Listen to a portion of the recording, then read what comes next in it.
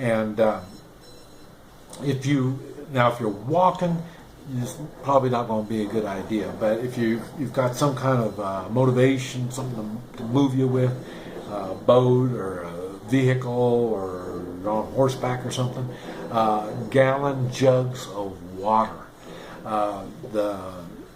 This way, remember I told you get a 5-gallon jug of water, and then you can purify it and put it all in the 1-gallon jugs. And you got the handle, so you can put rope through there and you can dangle it.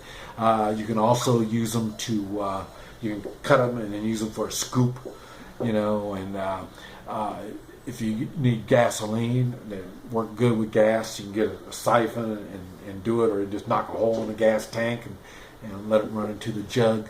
But a jug work better in some cases than the 1-gallon Ziploc bag. So they both have their good and bad.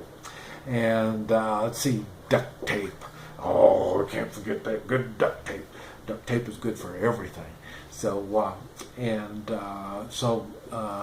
you want to have that, and potassium iodide, and that is for nuclear radiation poisoning. And what it is you take a pill. It's only 1 pill a day, and it fills your thyroid so you don't get radiation stuff in your thyroid, whatever it is. And then you get out of the area in case you get an area where you got the radiation.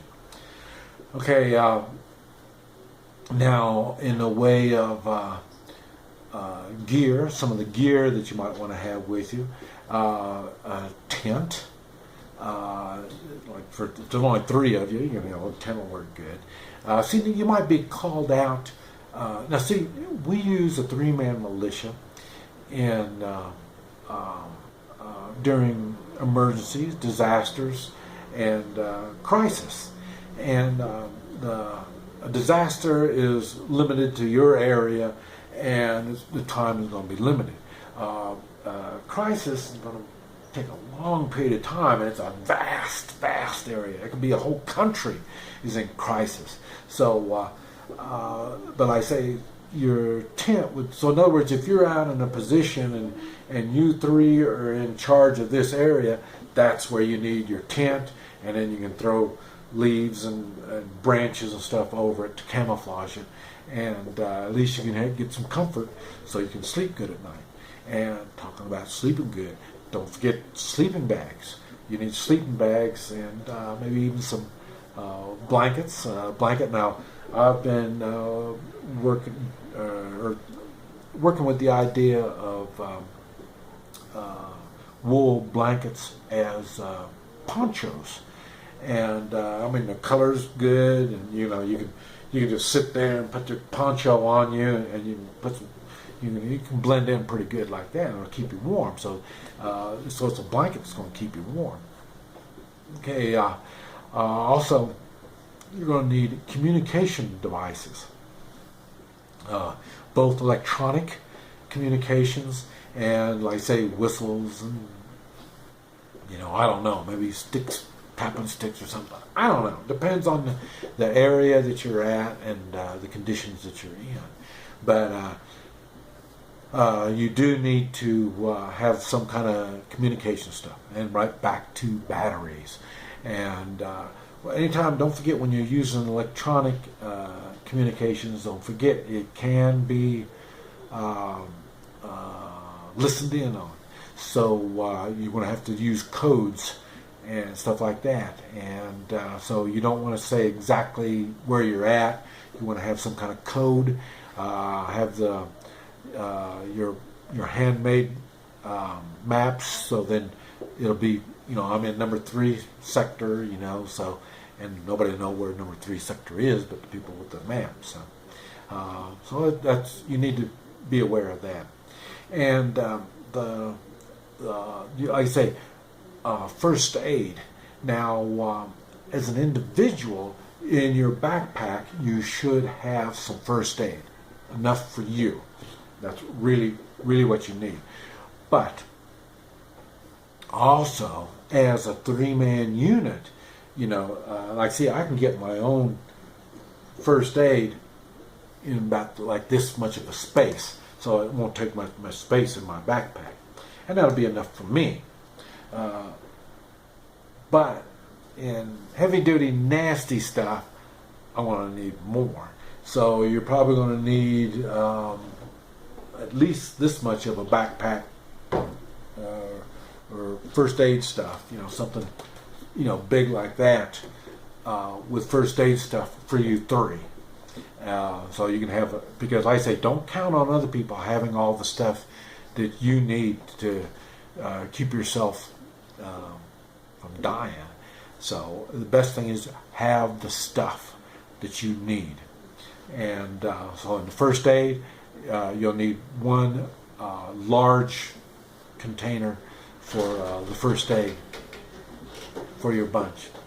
And let's see, another thing is large plastic bags, like contractor bags, 55-gallon drum bags, something like that. Those make they're, like I say, you can cut them, and when you open it up, it's just like having a tarp. So you could use that to lay on. You can use it, make a poncho out of it. There's a lot of things you can do with it. So you need to have a few of those in hand. And don't forget your bug spray. You're going to need some kind of bug spray, because you don't want to start dealing with all that kind of nasty stuff. And fire extinguisher. Fire extinguishers are really good. I kind of put them in place with the what do you call it?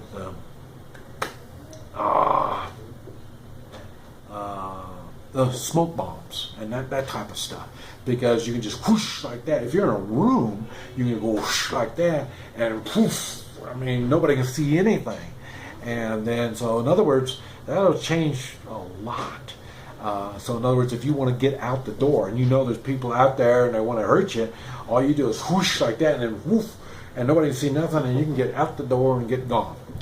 Okay, now you're going to, like I mentioned, you're going to find more ideas when you go to NoStressMike.com, look under Hotspot, a little list right there, Hotspot, and it'll be the ready list, and it'll give you a whole list of all kinds of cool stuff, but for all different kinds of stuff too.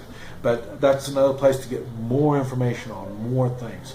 And I also have a blog, and it'll be right down below here. It'll be all down there, so you can get to that. Okay, let's see. Gas masks. Gas mask comes in handy. Matter of fact, when I think about it, I don't have any tear gas. But like I say, if you can pick up some tear gas, you need to pick up some tear gas too.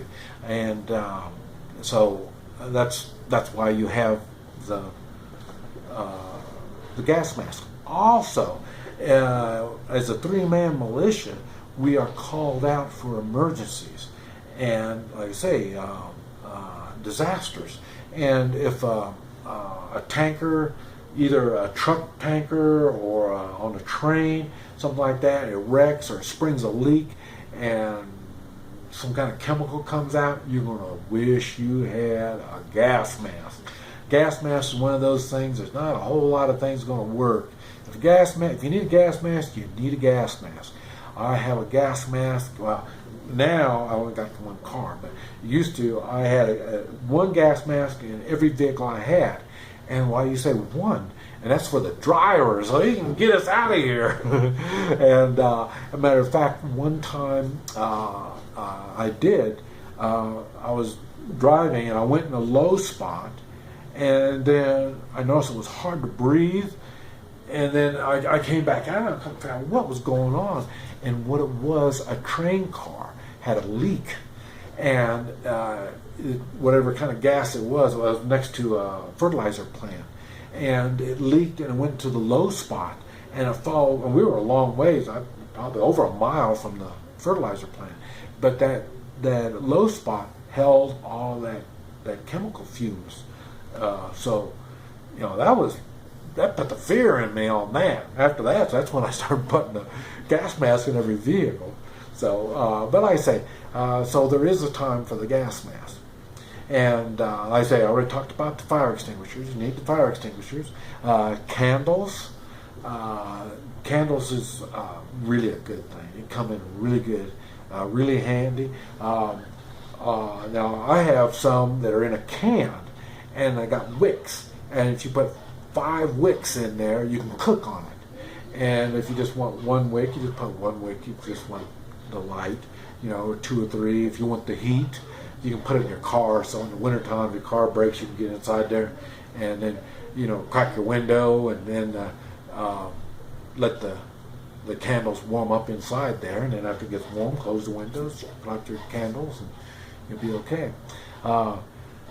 Also, binoculars. You need binoculars in the daytime and the nighttime. They really come in handy.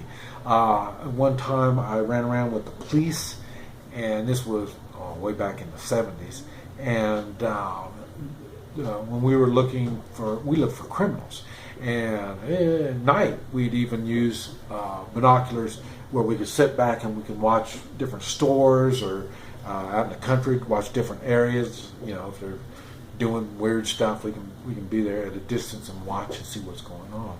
So, and of course in the daytime, binoculars come in really, really handy. And another thing is playing cards. Playing cards like that, you need those, because you're not always going to be in stressful times. And so there's going to be times when you're going to be able to sit back and rest, and playing cards is good recreation. It doesn't take up much space, and it doesn't use electricity. I mean, it'll be good. So you need a deck of cards, playing cards. Now, that's it. That's a list of pretty much everything that would be extra things that would be nice to have. But as an individual, you probably can't handle much of this stuff. But as a team, you can. If you had a trailer, one of these boxed-in trailers, you can have a lot of stuff inside of that, ready to go. And but like I say, these are things that you might want to think about, and it'll make your 3-man militia a useful bunch if you have to go to another area, and you'll have stuff that so you're not just an empty mouth coming in. You can come in with skills and equipment, and like I say, you already work together, and so you 3 you can divide yourselves up and take 2 with each one of you. That's 9 of you. So you 3 have just changed into a force of 9, just that quick. So that's what happens when you're coordinated and you work together as a 3-man militia. Anyway, this is Mike, NoStressMike.com.